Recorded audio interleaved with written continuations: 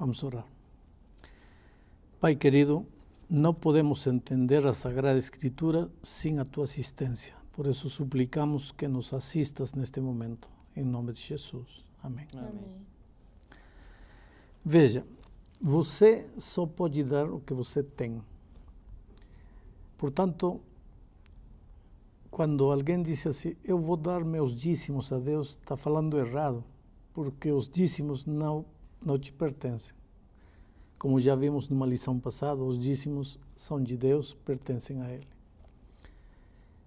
Agora, do que nos resta, aí sim a gente pode dar, pode entregar, pode oferecer. E na Bíblia encontramos abundantes indicações divinas de que um coração grato, um coração que foi salvo pela graça maravilhosa de Cristo, ele exulta de gozo, de alegria, e a melhor maneira de exteriorizar essa gratidão é entregando algo que podemos entregar. Em realidade, o que Deus espera é o nosso coração. Mas vamos ler dois textos da Bíblia, um do Velho Testamento e um do Novo Testamento. No Velho Testamento, em Deuteronômio capítulo 16, versículo 17, diz: cada um oferecerá na porção em que possa dar, segundo a bênção que o Senhor, seu Deus, lhe houver concedido. Se você quiser tomar isto como um mandamento, pode tomá-lo, embora nós sabemos que os mandamentos de Deus não são requerimentos de um Deus arbitrário, são mais bem recomendações que nos fazem felizes a nós. Doar, entregar, proporciona uma felicidade tão grande no coração humano que é um dos secretos da felicidade. Já no Novo Testamento, encontramos um incidente da igreja daqueles tempos. Diz assim: também, irmãos, vos fazemos conhecer a graça de Deus concedida às igrejas de Macedônia, porque no meio de muita prova de tribulação, manifestaram abundância de alegria, e a profunda pobreza deles superabundou em grande riqueza na sua generosidade. Quer dizer, a igreja de Macedônia era uma igreja pobre. Mas, quando eles viram que irmãos de outros lugares estavam precisando de uma oferta voluntária deles, eles se reuniram, ofereceram essa oferenda, e o texto diz que a profunda pobreza deles superabundou em grande riqueza da sua generosidade. Quer dizer que a sua generosidade foi muito maior que sua pobreza, e a sua pobreza não foi desculpa para não ser generosos. Por quê? Porque, volto a repetir, quando nós entregamos algo, quando doamos, quando oferecemos, quando estendemos a mão, quando ajudamos a igreja de Deus, ao próximo, com toda certeza estamos crescendo espiritualmente. Vou contar uma pequena experiência. Quando éramos pequenos, meu pai trabalhava nas minas, chegava uma vez por mês em casa. E eu lembro que ele chegava assim à meia-noite, a gente já estava dormindo. Na manhã seguinte, domingo, a gente estava, já chegou o pai, ouvíamos barulho no quarto dele, corríamos e aí estava meu pai. E era uma alegria, um mês sem vê-lo, nos abraçávamos. Eu lembro que um domingo de manhã entramos no quarto do pai e ele pediu a meu irmão mais velho: filho, me traz um copo de água, por favor. Seguro que ele estava com sede. Meu irmão foi para a cozinha e demorou 1 minuto, 5 minutos, 10 minutos. E meu pai começou a ficar impaciente. Por que demora tanto para trazer um copo de água? E de repente meu irmão apareceu trazendo um copo, mas não trazia um copo de água, trazia um copo de suco de laranja. E meu pai disse: mas filho, eu só te pedi um copo de água. E meu irmão tinha 12 anos, disse: eu sei, pai, você me pediu um copo de água, mas eu estou tão feliz por você estar aqui que eu preparei um copo de suco de laranja para você. Bom, o copo de água é o dízimo, é aquilo que Deus te pediu, é aquilo que Deus se reservou para ele, é aquilo que Deus espera de você. Agora, o suco de laranja é a oferta, é o que Deus não te pediu. É assim, você vai além daquilo que Deus disse já, isso é teu, mas você generosamente entrega e isso te faz tão feliz. Isso coloca um sentimento tão lindo no teu coração que você aprende a usufruir das bênçãos da oferta. Pastor, como é que a gente... O senhor falou, né? O dízimo a gente devolve para Deus. As ofertas são voluntárias, como a própria palavra diz, voluntária a gente dá se a gente quer dar, né? Lógico que é um passo a mais, né? Um extra. Mas como é que a gente vai fazer a entrega dessa oferta? Hoje em dia, nas igrejas, está tão difícil, a gente ouve tantos escândalos na televisão, nos jornais, pastores enriquecendo aí com as ofertas dos irmãos. Como é que a gente vai confiar de que essa oferta vai ser direcionada para o bem de uma pessoa? Bom, tem duas coisas na tua pergunta. Primeiro, a expressão que você disse. A oferta a gente dá se quiser dar. Em realidade, não é se quiser dar. Eu diria, dá se quer ser feliz. Porque se você não dá, você nunca vai entender o valor da felicidade. Volto a repetir, os requerimentos divinos não são cargas pesadas, não são fardos que temos que carregar. Quando Deus pede algo, quando Deus ordena algo, o único que Ele tem em mente é fazer-nos felizes. Então, quando Ele disse que Ele espera nossas ofertas, claro que é uma coisa voluntária. O dízimo já não é meu, eu não dou, isso é dele. O dinheiro eu dou daquilo que Ele deixou para mim. Mas Ele espera que eu dê porque isso vai me fazer feliz. Agora vem a tua segunda pergunta. Como dar quando tem tantos escândalos financeiros de gente religiosa, inclusive? Quando tem gente que pede e você vê, não? Às vezes, muitos dos líderes dessas igrejas que pedem, vivem bem em mansões, carros importados, viagens ao exterior, para aqui, para lá. Tem líderes religiosos que só viajam de jato particular para aqui, para lá, com o dinheiro de gente que ganha salário mínimo lavando roupa. Então, o ser humano pode pensar assim, mas não é justo entregar. Escuta uma coisa, tem dois aspectos. Primeiro, aquele que oferta. Segundo, aquele que administra a oferta. Eu ouço a voz de Deus para mim, me dizendo que se eu experimentar a alegria de doar, eu vou ser feliz. Eu quero ser feliz. Portanto, eu, de meu orçamento pessoal, de meu orçamento familiar, eu separo uma quantidade de dinheiro para ofertar, para experimentar a alegria de doar. Muito bem. Eu não tenho que me perguntar quem vai administrar, como vai administrar, porque isso é assunto dele. A mim, Deus vai me cobrar aquilo que Ele pediu de mim. E a quem administra, Deus vai lhe cobrar aquilo que pediu dele.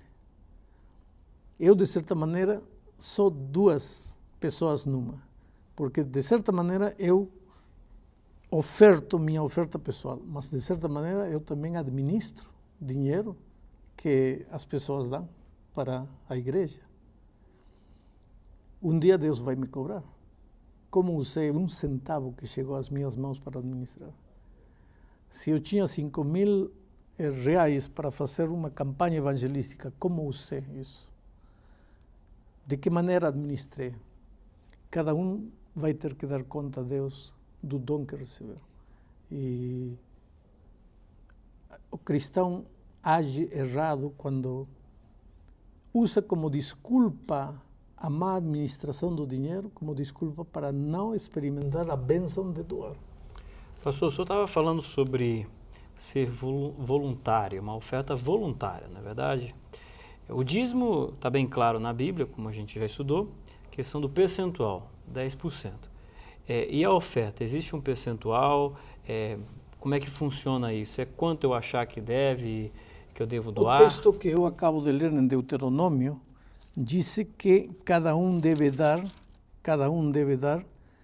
aqui está o capítulo 16, versículo 17, cada um oferecerá na proporção em que possa dar, segundo a bênção que o Senhor seu Deus lhe houver concedido. Se Deus te concedeu muitas bênçãos, você vai ofertar muito. Se Deus te concedeu poucas bênçãos, você vai ofertar pouco. Agora, tem uma coisa. Eu, por experiência própria, tenho descoberto uma coisa. Quanto mais eu oferto para Deus, mais Ele me abençoa. E eu posso ver isso na vida dos meus filhos. Quanto mais eles são fiéis a Deus, entregando o que é de Deus, mais Deus lhes concede. Eu acho que o dinheiro é um dom. Assim como cantar é um dom, falar é um dom, cozinhar é um dom. E Deus sabe a quem confiar seus dons. Se eu vou usar o canto para entorpecer a obra de Deus, para destruir vidas, Deus não vai me dar o dom de canto. Mas se Deus sabe que eu vou usar o dom do dinheiro para construir, Deus vai me confiar o dom do dinheiro. Tem muita gente a quem Deus não confia o dom do dinheiro, simplesmente porque sabe que não vai administrar bem esse dinheiro. Pastor, uma dúvida. Só um minutinho, mas Sim. deixa eu só terminar essa pergunta. Vamos conversar em termos de percentuais, para ser mais claro ainda. Tem pessoas que têm realmente o dom de ganhar dinheiro, de ter dinheiro, e eu conheço também pessoas que fazem grandes doações como oferta. Mas um trabalhador, que é assalariado, ele tem ali o dízimo, 10%. Me dá só uma noção, pastor. O que seria uma oferta dentro de uma proporção? O senhor consegue Começa a fazer um pacto com Deus de 5% adicional de ofertas, que pode ir aumentando. Na medida em que Deus vai te abençoando, você pode aumentar para 6, 7, 8%. E chegará um momento antes da volta de Cristo em que você estará dando 90% para Deus, porque quando Cristo voltar, aonde vai o dinheiro que você guardou no banco? Não. Então, só que a experiência espiritual é uma experiência de crescimento. Começa com pouco e vai aumentando, vai crescendo. É ruim na vida cristã quando você chega a um patamar e não avança. Na vida de oração, na vida do estudo da Bíblia, em tudo, a vida do cristão é como a luz do dia que vai crescendo, crescendo até que o dia é perfeito. Pastor, uma dúvida. Há necessidade da oferta ser devolvida na igreja? Por exemplo, eu tenho um vizinho ou um parente, alguém que está com problemas, né, com necessidades. Eu não posso, semanalmente, mensalmente, ao invés de entregar minha oferta na igreja, entregar para essa pessoa, direcionar para locais onde eu sei que essa oferta vai ser bem utilizada? Quando você diz onde sei que essa oferta vai ser bem utilizada, está dizendo que na igreja vai ser mal utilizada. E nem sempre é assim, porque a igreja tem um programa de atividades, começando pela manutenção da própria igreja. E tem um programa social que visa o atendimento às necessidades de pessoas carentes. Isso não impede que, além da sua oferta para a igreja, você pode dar uma oferta adicional para um vizinho, para um parente, para uma criança abandonada, enfim. Ninguém perde por doar. E quanto mais você doar, mais abençoado será. Isso não é teoria, isso é realidade. E eu tenho visto gente... Olha, muita gente diz assim, mas eu sou pobre. Eu sempre digo, se é pobre, é justamente por isso que tem que aprender a dar a Deus, porque quanto mais você dá, mais vai ser abençoado. Mas dentro disso que o senhor está falando, pastor, dízimo e oferta. A Bíblia coloca essas duas coisas diferentes e distintas. E os objetivos, eles servem para a mesma questão? Para que é que uma igreja normalmente utiliza a oferta? Quando estudamos o tema dos dízimos, já estudamos que os dízimos são exclusivamente dedicados à pregação e à manutenção do Evangelho.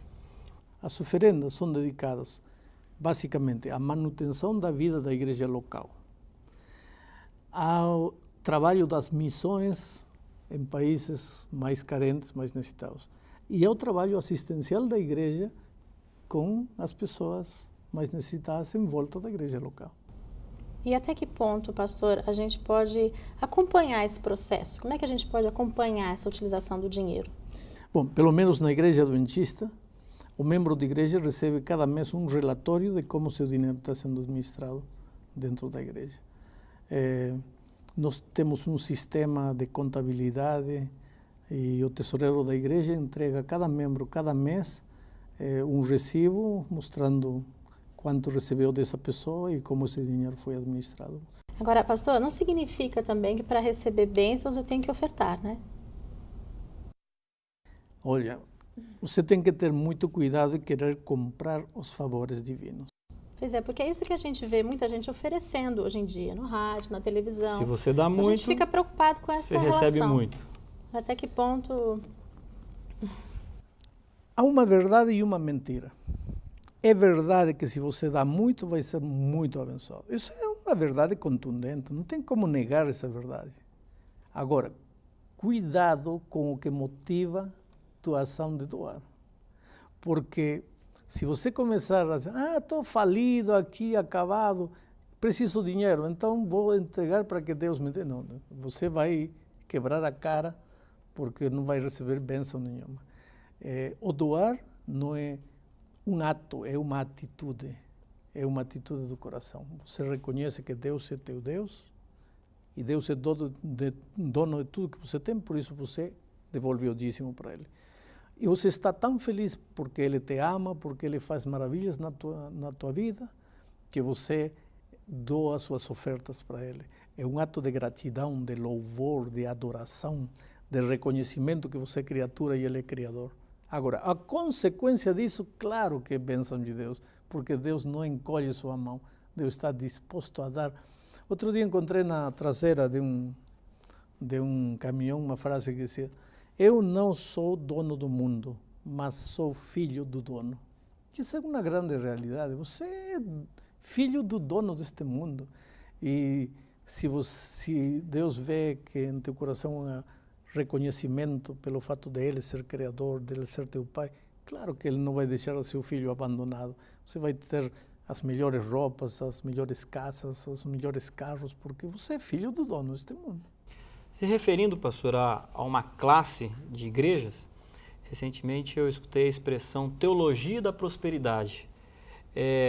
Nesse momento, até de uma forma não positiva, quando eu escutei essa expressão. O que seria exatamente essa teologia da prosperidade que algumas igrejas estão aí apregoando? Em realidade não é uma teologia, é uma falsa teologia, de que o cristão nunca vai passar por necessidade, de que o cristão nunca vai perder o emprego, de que o cristão sempre vai ter uma boa casa, um carro, etc, etc. Deus quer isso para seus filhos.